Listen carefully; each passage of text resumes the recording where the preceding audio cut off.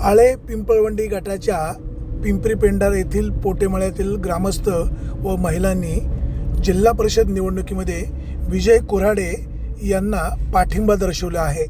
उच्च शिक्षित तरुण असल्यामुळे आम्ही राष्ट्रवादी काँग्रेससोबत आणि विजय कुऱ्हाडे यांच्या सोबत राहू। त्याचबरोबर पंचायत समितीला असलेले उमेदवार यांना देखील आम्ही मतदान करू, अशा प्रकारचा शब्द या ठिकाणच्या मतदारांनी विजय कुऱ्हाडे यांना दिला आहे। Bureau report, Pimpri times, Pimpri Pendhar. पोटेमाळा बरं का?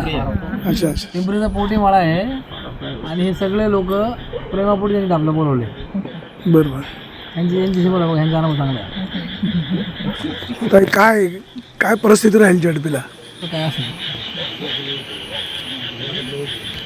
आता तेवढ्या गावामध्ये काय राहील परिस्थिती माहीत नाही, पण ह्या सगळ्या माझ्या पाठीमागे आहे। मला त्यांनी निवडणुकीला पाठिंबा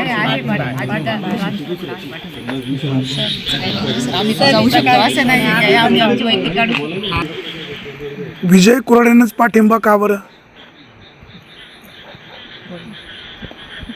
काय त्याचं कारण काय नेमकं?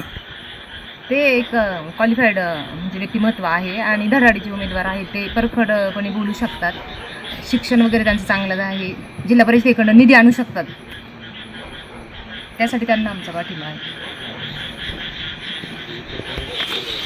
ताई, तुमचं काय नाव? भामाबाई चंद्रकांत पोटे।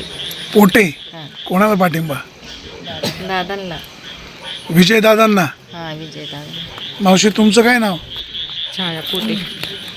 कोणाला पाठिंबा? विजय दादा। विजय दादांनाच। मावशी, बरं आहे का? इकडे बिबट्या वगैरे आहे का? आहे का? बिबट्याची भीती वाटत नाही का? काळजी पण घ्या।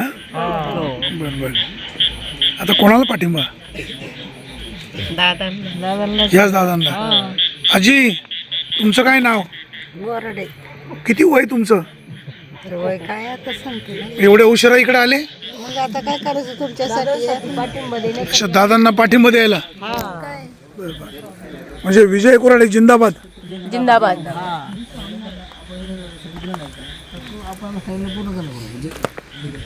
ताई, काय विजय कुऱ्हाडे जिंदाबाद का? हो, अगदी मनापासून। मंडळी, काय तुमचं काय निर्णय? झेडपीला विजय कुऱ्हाडे, घड्याळ। घड्याळ सगळे? आम्ही सगळी घड्याळवाले। अच्छा, घड्याळाचे काय सगळे? बरं बरं बरं। शरद पवारांची माणसे। अच्छा, शरद पवार, अजित पवार। राज्याचे उपमुख्यमंत्री अजितदादा पवार यांचे निधन झाले आहे, त्यामुळे सर्व महाराष्ट्रावर शोकाकुल पसरलेला आहे। दादा आपल्यातून एक परखड व्यक्तिमत्व निघून गेलेलं आहे, त्यामुळे आम्हाला असं वाटतं जिल्हा परिषदेवर राष्ट्रवादीची सत्ता यावी, त्यानिमित्त विजय कुऱ्हाडे आणि काकडे यांना आम्ही सत्तेत आणू अशी मी ग्वाही देते आणि आम्ही सर्व महिला दादांच्या पाठीशी आहेत। तुला निवडून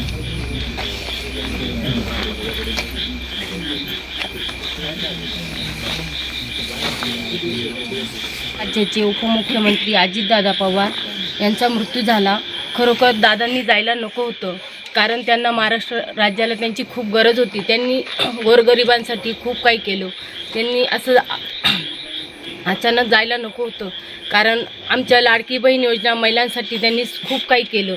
दादांनी लहान मुलांसाठी, मुलींसाठी कॉलेज, शिक्षण संस्था खूप काही असं करून ठेवलं आणि त्यातून मला असं वाटतं की ॲडव्होकेट विजय कुऱ्हाडे आणि नितीन काकडे यांनाच प्रचंड बहुमताने विजयी करावा आणि विजय होणार हा वादा नक्की आहे।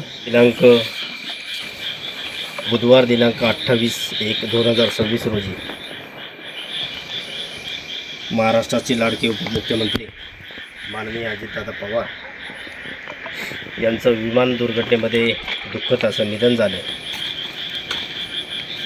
या निधनानं अख्खा महाराष्ट्र नवे तर आपला देश हळहळला। दादांचं हे अचानक जाणं काही मनाला पटत नाही, पण घटना ही सत्य आहे आणि त्यांना मला वाटतं शेवटची भावपूर्ण श्रद्धांजली म्हणून आपण या ठिकाणी विजय कुऱ्हाडे आणि नितेश भाऊ काकडे यांना प्रचंड बहुमताने विजयी करायचे आणि हीच खरी दादांना श्रद्धांजली ठरेल. मी आमचा पोटेमाळा आणि समस्त ग्रामस्थांच्या वतीनं या दोन्ही उमेदवारांना भरघोस मताने निवडून देऊ अशी नम्र विनंती करतो आणि हीच खऱ्या अर्थाने दादांना भावपूर्वक श्रद्धांजली ठरेल.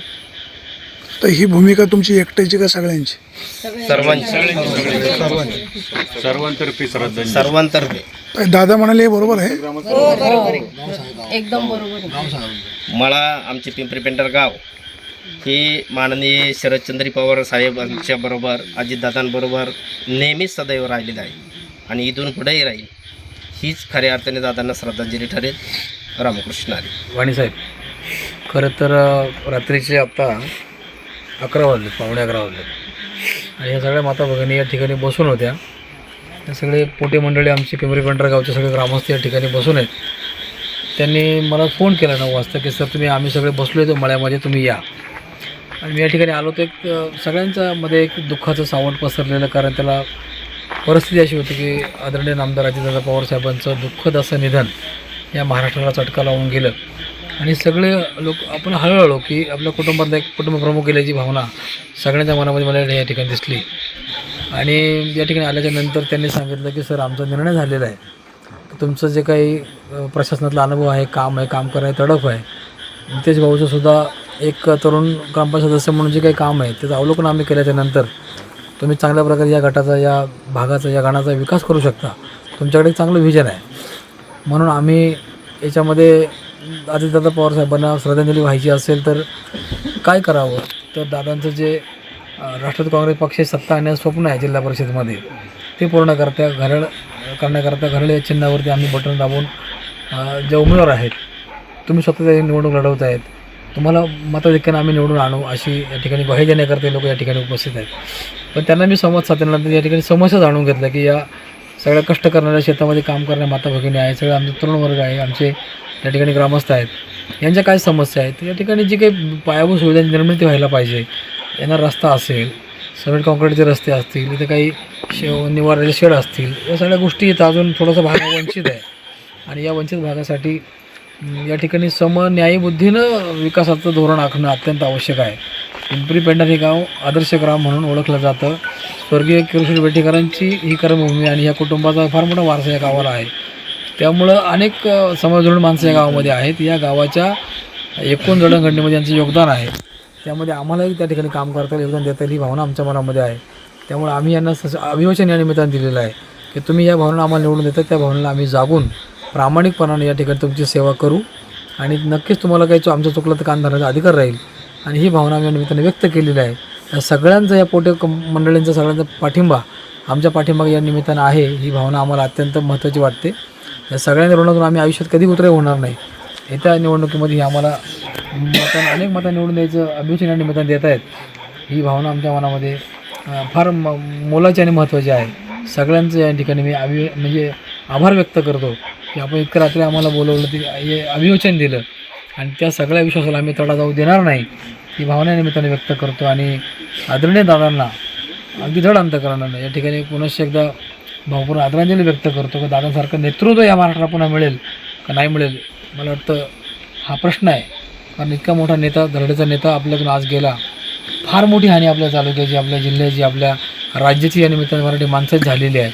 पोकळी भरून येणं अशक्य आहे. उद्या आदरणीय आपल्या सुनेत्राताई पवार यांचा उपमुख्यमंत्री म्हणून शपथविधी सोहळा संपन्न होतो आहे. पण त्याला सोहळा का म्हणावं, कारण आज त्या माऊलीचं कुंकू त्या ठिकाणी गेलेलं आहे आणि ती महाराष्ट्रासाठी पुढे येते आणि राज्यामध्ये पहिली महिला उपमुख्यमंत्री म्हणून त्या कार्यभार हातामध्ये घेत आहेत. आणि नक्कीच त्यांचा कौटुंबिक या जो काही त्यांचा जो वारसा आहे जनसेवेचा पवार कुटुंबांचा, तो त्या ठिकाणी आपल्याला पाहायला मिळतो. त्यांच्या कर्तृत्वाला आपण नक्कीच पुढच्या कालामध्ये सलाम करू, त्यांना शुभेच्छा देऊ.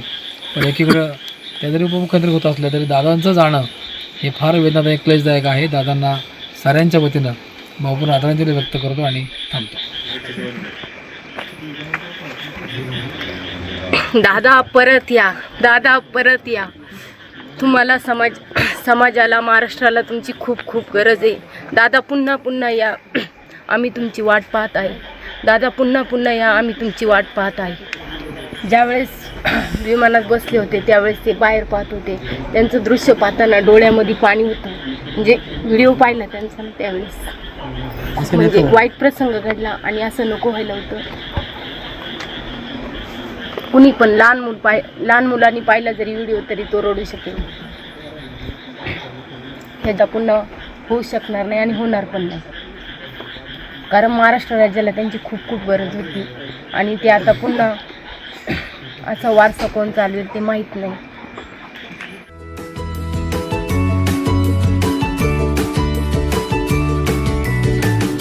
बातम्या शेतीच्या, बातम्या मातीच्या, बातम्या अन्यायाच्या, गुन्हेगारीच्या,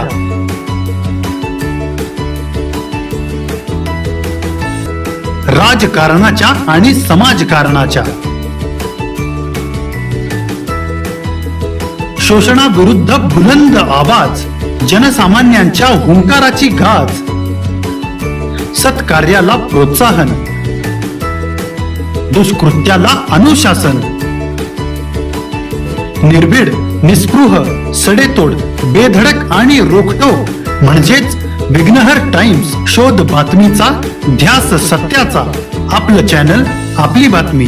सबस्क्राईब तर कराच, पण बेल आयकॉनवर क्लिक करायलाही विसरू नका.